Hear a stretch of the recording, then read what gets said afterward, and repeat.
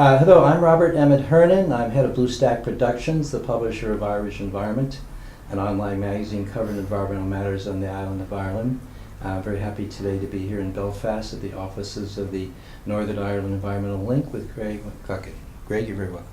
Thanks very much, Bob. Now, Craig, what's your position here at the now we'll call it NEIL. Is it NEIL or NEIL? It is NEIL, yep. Which is the Northern Ireland Environmental Link abbreviation, but we'll call it NEIL.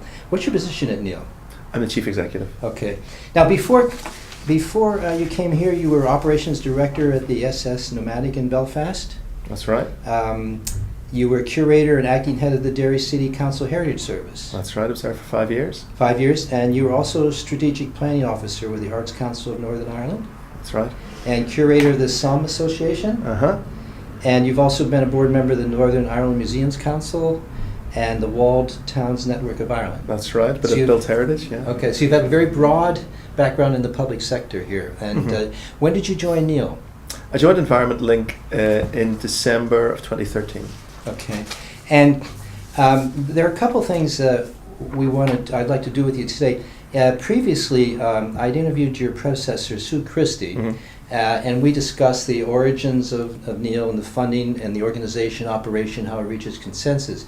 And so I think those kinds of day-to-day things were covered. I think I want to focus with you with the much more pressing issue, as we all know here in the middle of April in Belfast, are the kind of draconian budget cuts that have just occurred. And I wonder if you could give the audience a sense of just what's been happening with the budget cuts that are affecting the environmental community. Sure. It is a really difficult situation. You know, there's in my whole career, which is more than 20 odd years, I've never seen a funding situation like this. It goes right across government, but in the environment sector, it's particularly bad. What's basically happened is that if you take one particular funding area in government, say natural heritage grants, Environment Link is a membership body, so a lot of our members would get funding from natural heritage grants. Just about every group in natural heritage grants has had a 75% cut. So those organisations that had a funding agreement still in place, they've had a 75% cut. If you were unlucky enough that your funding agreement had just finished at the end of the last financial year, March, you probably got nothing. So it's really, really serious. The sector here it has a certain level of reliance on public money, as it does, everywhere really.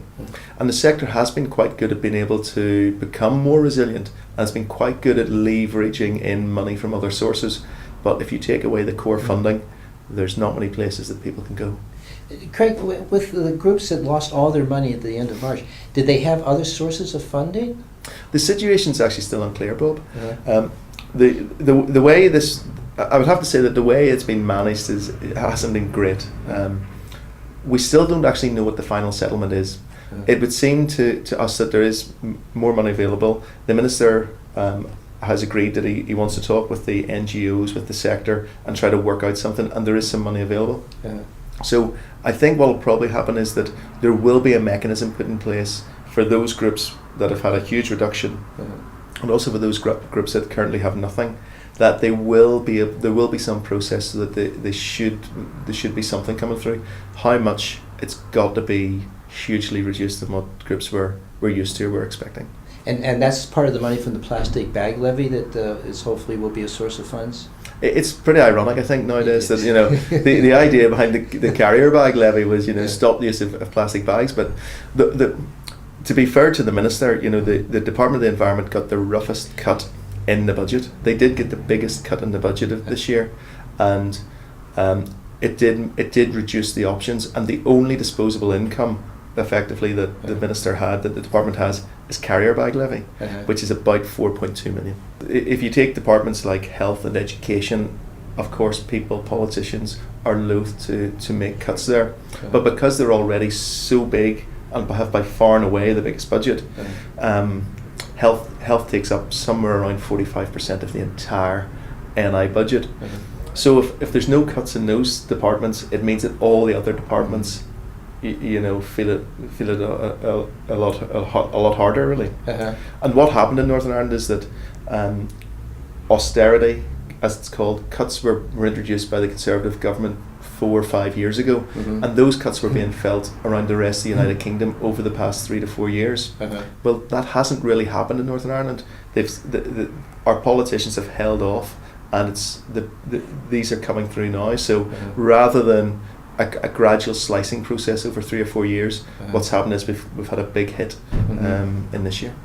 Now, and isn't part of the problem too that those small groups who lost all their funding in March, while there may be some hopes that some money at some point down the road, they have some statutory obligations to provide redundancy notices at this point, right? Well, the really difficult thing with this is the timing, because the department had sort of said that it was a difficult funding round. There were going to be problems, and organisations needed to prepare. But nobody was really expecting 75%, 100% cuts. So the difficulty, I suppose, is the timing, because we're now entering a new financial year. Organisations only heard about the financial situation at the end of March, so it's very, very difficult to plan. And the legal situation for most charities, most organisations is, you're duty bound to look after your staff. You have a duty of care, so you've got to go through redundancy processes, and those take time. And it's complicated just because, we're still unsure about the funding situation, how much money is available, how much will be distributed. The Minister made a commitment at the Environment Committee, where he said there'd be up to £1 million to be distributed, and we need to see that. Okay. And are we hopeful that Neil will survive? Yeah, the situation is really serious at the moment, and even an organisation like Environment Link, of course we feel that we're needed, and we hope we're going to be here, but if we don't get the funding situation sorted out, there's got to be real doubt about the future of organisations like Neil and a lot of the Neil membership as well. And if Neil, as the arching organisation goes, then many of those smaller organisations just can't survive, I guess. There's got to be a huge risk, Bob. Okay. The funding situation is so serious, and the timing is so difficult that, there is a real risk that some of these organisations will go. It could be almost the end of the sector. So it is really, really important that we get the funding situation sorted out. Now, what one of the things we've talked about in the past is some fundraising options or ways of looking out for ways to get around this problem, and what are those? Well, over the past couple of years, we've looked at different options. A number of years ago, we did a project with the Building Change Trust to look at how the sector is funded and where it gets money from. And even whenever you even say getting funded, we need to move past that and look at just income diversification and how we generate income. And so one of the projects that we did in the back of that bit of research was we applied to the Heritage Lottery Fund for the HLF Catalyst Programme. The HLF is the... So that's the Heritage Lottery Fund. So it distributes lottery money, and it goes to heritage and environment organisations. So they have a kind of pilot project across the United Kingdom, and Northern Ireland Environment Link applied for the Northern Ireland stream of it. We're successful. So we now have about £250,000 to spend on fundraising capacity building for the heritage and environmental sector. The project's been running for almost a year now, and it's been really successful, really good uptake, and I think organisations have got a lot out of it. It came along, it's very timely considering the current situation, but it takes a long time to move from being dependent on the public sector, public money, to being able to be a really financially resilient organisation. So, unfortunately, these budget cuts probably came along too soon. I think everybody in Northern Ireland knew. We all knew that we were too dependent on the public purse. We had to start moving away from that. There's various reasons for why Northern Ireland's like that. A lot of it's to do with what's happened in the last 30, 40 years. It's a leftover from the days of the Troubles, really. And it's only right, I think, that's what happens. The government public purse does help a society come through that and come out of it. And we've got to a stage now where we need to be a bit better at diversifying our income, raising our own income, but it takes a while to get there. I'd like to leave the audience with an idea of kind of some of the projects that you're putting together now, if you would. Okay. Well, there's obviously we're always planning, we're always looking ahead and to see what are the sort of things coming down that we want to work on. HLF Catalyst has been a very successful project, and I think it's helped us and helped our sector to have more contacts. It's a better network. We've got more contacts than we ever did. Mm-hmm. And one of those sets of contacts has been with local government.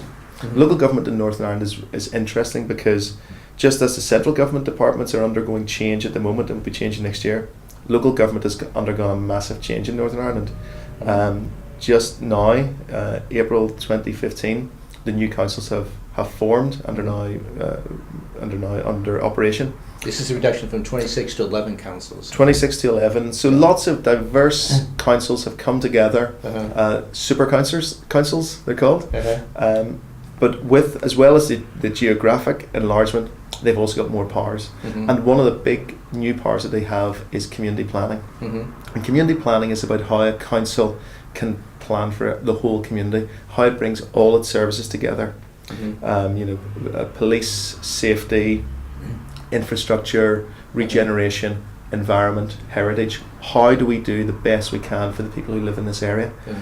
And at the moment, most people in the sector would say there's a wee bit of a vacuum here. There's something needs to be done because the councils have come together. You can't plan everything overnight. I'd be the first to say you're not going to have a perfect system operational from day one. Mm-hmm. So these councils have come together. They've got this power of community planning, and I think there's an opportunity for Neil, mm-hmm. for the environment and heritage sector in Northern Ireland to work together to try to get into community planning, because that's the way that in the future people are going to access, use their environment and their heritage. Mm-hmm. And it's linked to tourism, it's linked to economic regeneration, it's linked to environmental protection, and this is a crucial thing we've got to do. So we've been working with the NEIL membership to look at ways to get ourselves involved, and we're looking to try and undertake a couple of pilot projects to get environment and heritage onto the community planning picture.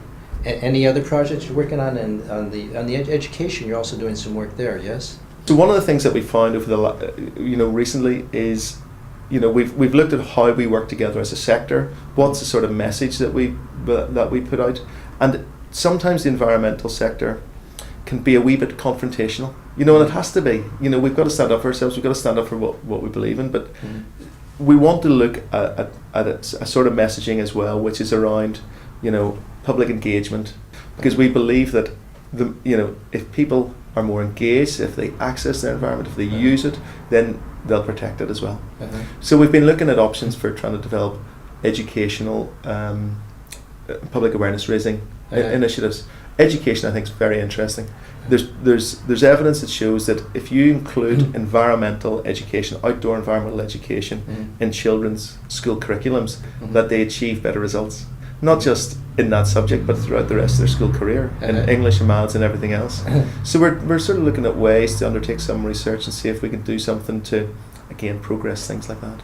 In Northern Ireland, we've got the Eco Schools programme, which has been really successful. And I'm pretty certain that 100% of schools in Northern Ireland are now eco schools. Wow. So there's a message there that's getting through. It's interesting in Northern Ireland that the Green Party seems to be doing actually fairly well in Northern Ireland. We've seen that in local council elections actually.